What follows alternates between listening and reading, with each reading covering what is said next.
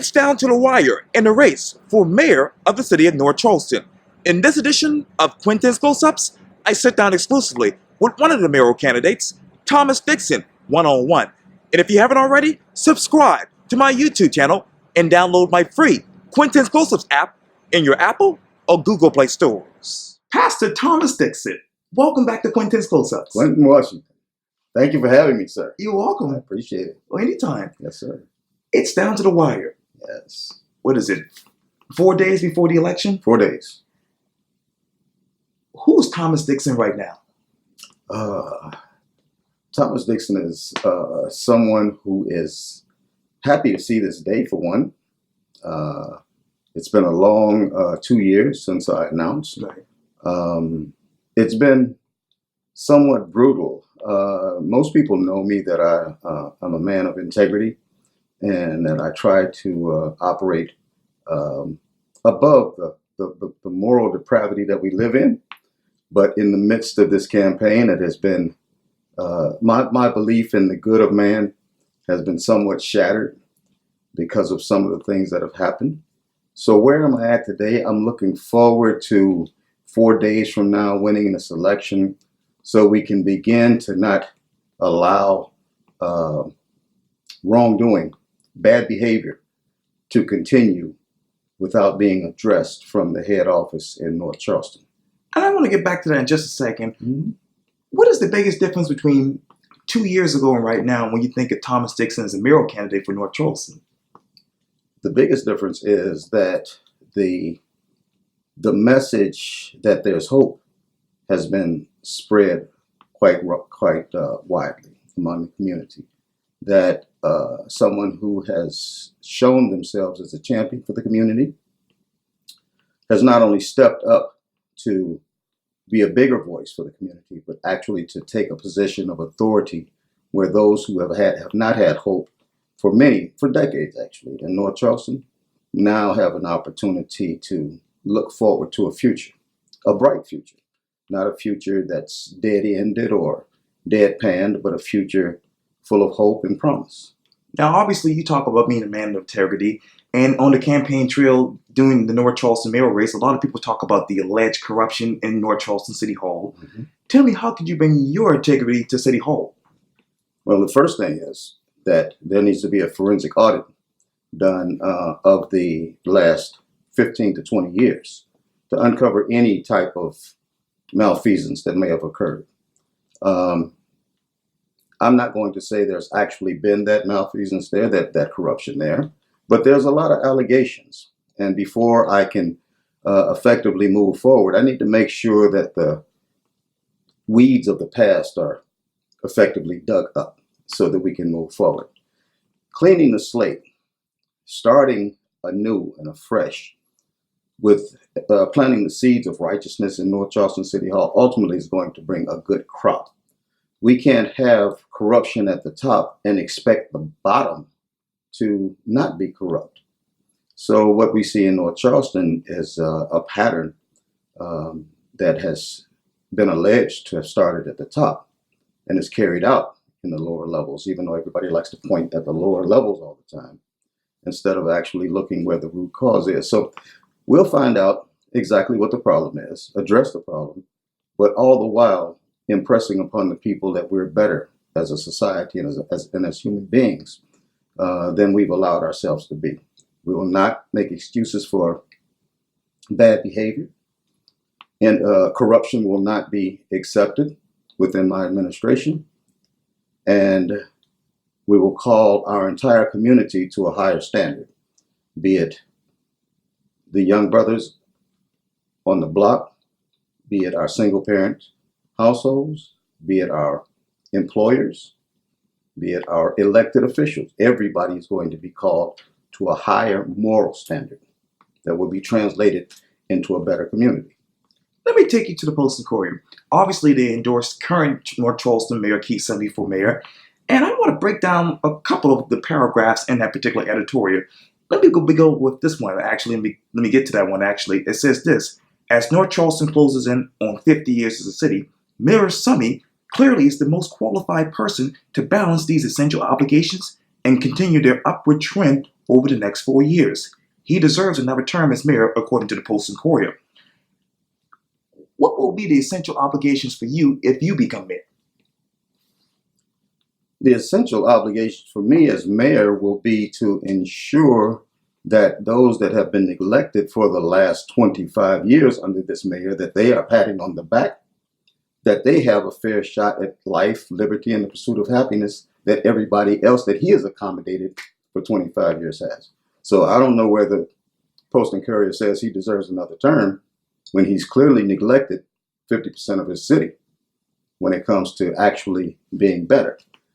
I heard the term bantered around in our last forum, Renaissance. Actually, not in our forum, in the city council forum, right? Renaissance.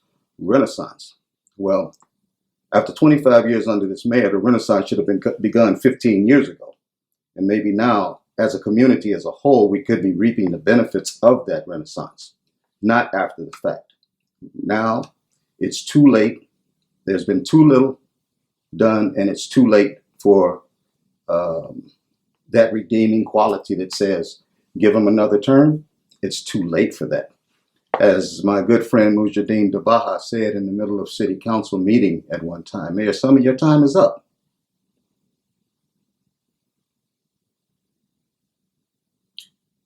And I know also, let me go back and reread that because let me reread it, the entire paragraph. It says this: as North Charleston closes in on 50 years as a city, Mr. Summy clearly is the most qualified person to balance these essential obligations and continue their upward trend over the next 4 years. Mm-hmm. What has that trend been like?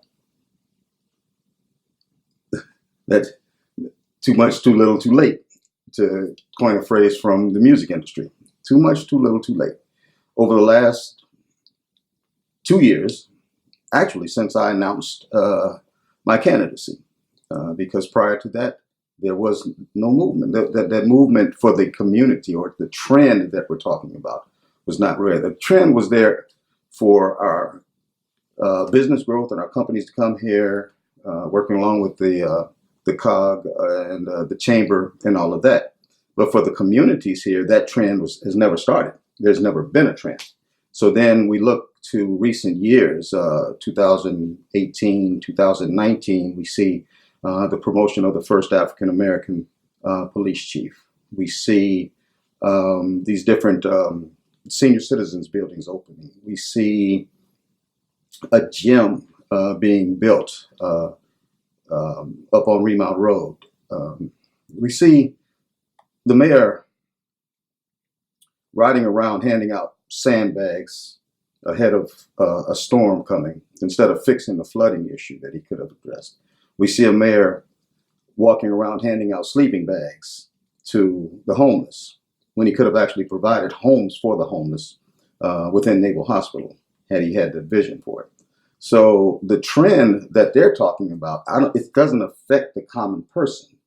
My emphasis will always be on the common person first, taking care of people first at all economic levels and ethnicities. Taking care of people first. That has got to be the priority. Once government abandons people, government has abandoned itself and its purpose. And unfortunately, in North Charleston, that plan and that purpose has been abandoned for a long time for over 50% of our population. They also said this too, the Post and Courier, that is, they say this quote: Mr. Summy admits that when he first took office in 1994, the city that had prided itself on being developer friendly wasn't very choosy about which businesses it wanted. Was that a mistake in your mind? I don't choose to revisit that personally at this point. I think that to bring it back around full scale, the development of the business, had the business been inclusive of everyone in the area, including educating our children to fill the spots, the positions that were available in that business, then we're on the right track. Anything less than that is just conversation for me. But then, what is the biggest difference between 1994 and 2019 when you think of developers? Well, there's a huge gap in available manpower, those who have been trained as far as workforce, because we've neglected to train our children for the jobs of the future. Pay equity is one of the worst in the nation, with a poverty level is 50% higher than the national average. And of course, that brings a lot of capitalists here, who basically look at this as a huge profit margin because we don't pay our people here. So how does it look today? It looks like there's a lot of work to do when it comes to taking care of people. We can continue to grow economically and to bring business here, which we have to do. But we need to make business understand that there's an obligation to our community, that they just can't come here and misuse our people or occupy our space without being good neighbors. That's key. They have to be good neighbors. They have to understand that they use our infrastructure, so they need to contribute to help our infrastructure. They need to understand that the school system, that everybody is not going to be able to go to a privatized system, that they need to be investing in our public system. They need to understand that unless they participate in the programs that are going to prevent crime, then crime one day is going to knock on their doors. So as mayor, I intend to definitely bring their attention to those areas and ask them about being good neighbors. Let me turn to that, because they also said this too, quote, violent crime decreased in 2018, meaning the city of North Charleston, but homicides are up 31% so far this year. How much did violent crime decrease by 2018? In 2018, I should say. Well, we were coming on the tail end of two of the worst years we've seen, with 2016 having 32 homicides and 2017 35 homicides. So with the new police chief and his new initiatives, and I do believe that was a new level of hope within the community. I think that had a thing to do with it. We dropped down to 19 homicides in 2018. But unfortunately now here in 2019, we're well over 20. I think we're probably up to about 22, maybe even 23 homicides. And if we count those that took place across the street from North Charleston and Hanahan, within a matter of several yards from North Charleston, if we counted them, we'd probably be up around 25 or so left yet. And still 2 months left in the year. So when it comes to media presentation, that's a big voice. And when media only presents a portion of the story, we have a problem. And what they did in touting the mayor and what he's been doing was not a presentation of the whole story. So if it's not the whole story, then it's a half story, and a half story is the equivalent of an untruth. So our move forward, we can't pat ourselves on the back for what happened in 2018 unless the numbers in 2019 bore out what happened in 2018, and that we look forward to 2020 and the numbers even decrease further. You see, we can't pat ourselves on the back for a moment. We need to celebrate and applaud a movement, and a movement it encompasses not 1 year but many years. Even when we got to the 2016, 2017, 32 and 35 homicides. The year before that, there was like 19 homicides. The year before that was like 23. So it went 23, 19, 32, 35, 19. We're over 20 now. Where are we headed to next year? If we don't do something about the guns in our community, the hopelessness in our community, the poverty in our community, the educational factor in our community, the recidivism rate in our community, if we don't address these issues, then the gun rate is going to continue to go up. They also said this too when it comes to another big issue in North Charleston, and that is housing. They said this, quote, Mr. Summey tends to work with a builder experienced in affordable housing to construct new homes when land becomes available near the under construction port access road in the south end of the city. If you were mayor today, how many homes would you bring to the south end right now? My first priority would be to make sure that those who live in the south end of North Charleston are not displaced, are not forced out of the homes that they've built for themselves, for their grandparents and those who moved in with a future in there, who said, okay, we want to live here and raise our children and our grandchildren here, that those people are not forced out, that we offer every opportunity for them to be able to stay in their homes and to better those communities. Right now, the community is in a position it's in to be redeveloped because this administration has not invested in those communities as it has in other communities. And this is a part of the template for gentrification. That's why there's no grocery store on that end. This is all part of the template. That's why the educational system in North Charleston is for those who can't afford to go to private schools. That's why it's so bad. It's all part of the gentrification process. And following the template that was seen in the city of Charleston, where over the 40-year term of the previous mayor, the city of Charleston went from 75% African American to 75% white. That same template is being used in North Charleston. That has to be stopped because we have to, once again, I'll say it, put the power back in the hands of the people and restore people, not displace people. The Post and Courier also says this too, quote, also, nearly 100 lots on the former North Charleston Housing Authority property are being developed as workforce housing, with prices starting around $200,000. And the city is working with a private developer who owns 40 lots in Union Heights. But then the average person might be saying this, or asking this, why is workforce housing over $200,000? Yeah, see, that's what happens when you have a logical mind looking at an illogical setup. Workforce housing, $200,000. Who in the workforce at large can afford a $200,000 home? Who is going to be able to handle that mortgage? There are programs out here, of course, but these homes are not being set up for your traditional workforce. This is part of the game that's being played. It's part of the programming of the general public to believe that there's this benevolent move in the south end of North Charleston to take care of its people. This is all about profit margins. That's all it's about. And ultimately moving people out of their homes and their existence without anywhere else to go.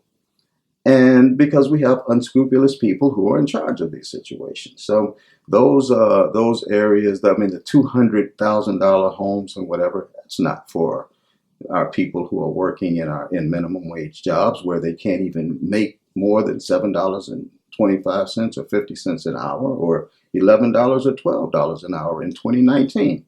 It's not for them. So who is it for? That's the question I would always ask. I would ask the Post and Courier, who are those $200,000 homes for? And don't just tell me for workforce. Tell me specifically who it's for. They also said this too earlier in the editorial about Mr. Summey as they endorsed him. They said this, quote, under Mr. Summey's guidance, the city enhanced its reputation as the hub of the Lowcountry with a new intermodal transit center. In coming years, North Charleston will be the heart of the Lowcountry rapid transit bus system that could change the way Tri-County residents commute. Mayor Summey correctly recognizes infill development opportunities for retail and housing that could emerge from putting the right planning and zoning in place along the route ahead of the mass transit system, that is. What infill development opportunities are out there right now for this city? The opportunities are limitless because we're working from a system that is 20 years too late. You see, the development, the economic growth that we're looking at through expansion of transit and things of that sort should have begun 20 years ago. If the leadership would have had the vision to understand that as they're courting people and trying to make it this metropolitan area that grows, that growth involves transportation. When I moved here in 1985, coming from Chicago via Oakland, California, and Philadelphia, Pennsylvania, I didn't know where I was at. I thought I had arrived in some backworld country because I could not get around as I wanted to. Transportation, public transportation, was nowhere. There was none. There was at 32 years old, well, I think I was about 34 then. That was the first time I ever had to have a driver's license in my life. And here we are now. I got here in 85. Here we are now in 2019. Now we're talking about, well, transit is this and transit is that, and let's do this with transit, let's do that with transit. When the reality is, this should have been done, as I said, 2 decades ago. And we would have had that growth and that expansion and all of this development and economic entities and everything in place now with people, jobs, and opportunities available for our community. It's ironic that right now the Post and Courier would pat the mayor on his back for his endeavors, but I haven't seen them pat anybody like William Hamilton on the back, who has been out here fighting for quality public transportation for years. He and I have been out on the lines with him, with Carter and Jeff Burns and all of them for years now, trying to move forward on this on the transportation issue. If we're talking about the way that the station was redesigned and redeveloped, all I can say is it's about darn time. We had that station look like he was pulling up in Mayberry. Seriously, that's all right. You got me, and I'm serious too. Really, I've taken the train, and I've arrived and departed from that station. And yes, as a matter of fact, Mayberry looked better than that station did, or a Petticoat Junction. Let me put it that way, because that was the train. And it's. I'm glad to see the move now, but why so long? What should quality transportation look like in the city of North Charleston in your mind? Well, a transit system that accommodates the people with access without having to travel many blocks in order to get to a stop, have comfortable, safe stations where people can stand in out of the weather.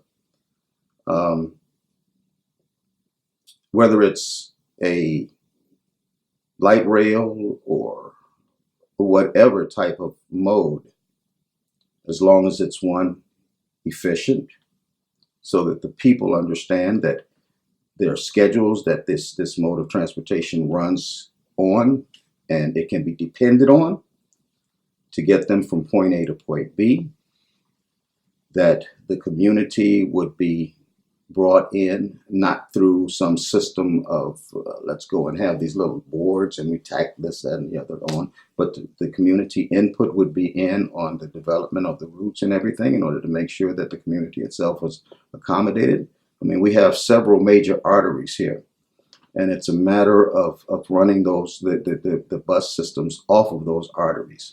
I think that we can actually make this happen so that everyone is accommodated, and decrease our fossil fuel stamp on our interstates by promoting use of public transportation a lot better.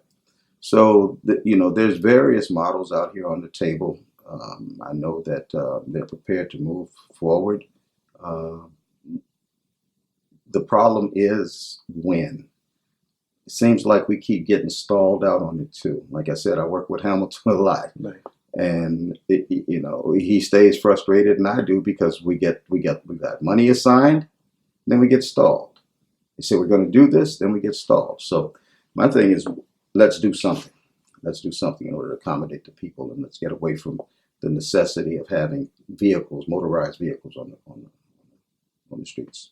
And let me get back to housing, because I want to ask this particular question too, because the Post and Courier said this as well. Mr. Summey, who sees room for high-rise housing, continues to work towards the redevelopment of the former Navy base, where he says, quote, "We can finally have a downtown," unquote. Let me ask you this, and it's a simple one. Why high-rise housing? My personal thought on high-rise housing is that we actually do need to go up.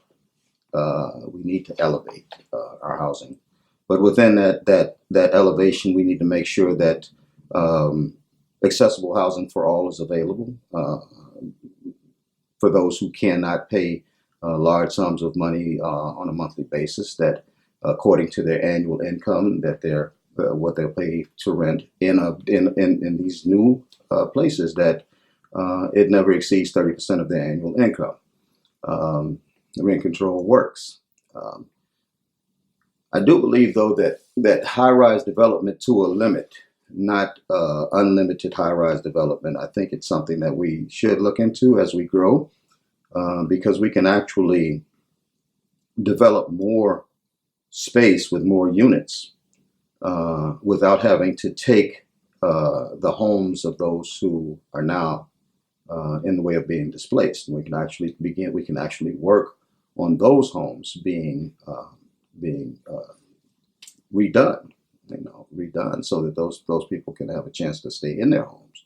But I'm definitely in favor of going up. I think, though, that as high-rise development does begin, that we need to look at certain aspects of that development, such as how we use those structures. Will they be solar?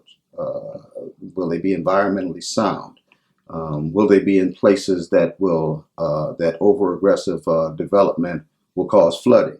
We need to make sure that all of the studies that need to be done are done, and that we listen to the surveyors, not our pockets, when we deal with it. So accommodating people, making sure that our environment is safe, ensuring that our developers understand that they have an obligation to our community to take care of our people. Those are things that I would love to see happen as we move forward. We're going to grow one way or another.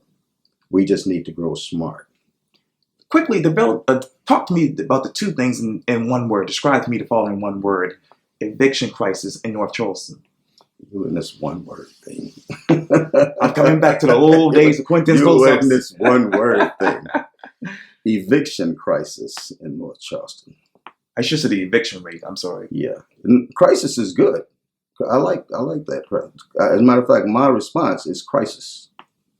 The widening of I-26. Unnecessary. The widening of I-26. Unnecessary.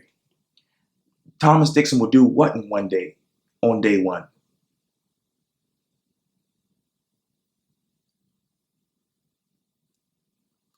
Yeah, one word.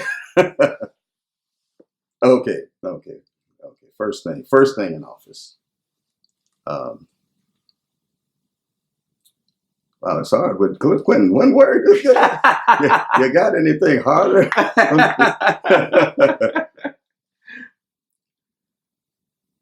It's more than one word. Okay. Meet with the current staff,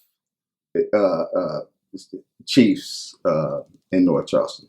Meet with them in order to talk to them about the direction that we're going. Okay. Thomas Dixon, thank you so much for your time. And again, welcome back to Quintin's Close-Ups. No, thank you, my friend. I appreciate you. In one word, great. Thank you.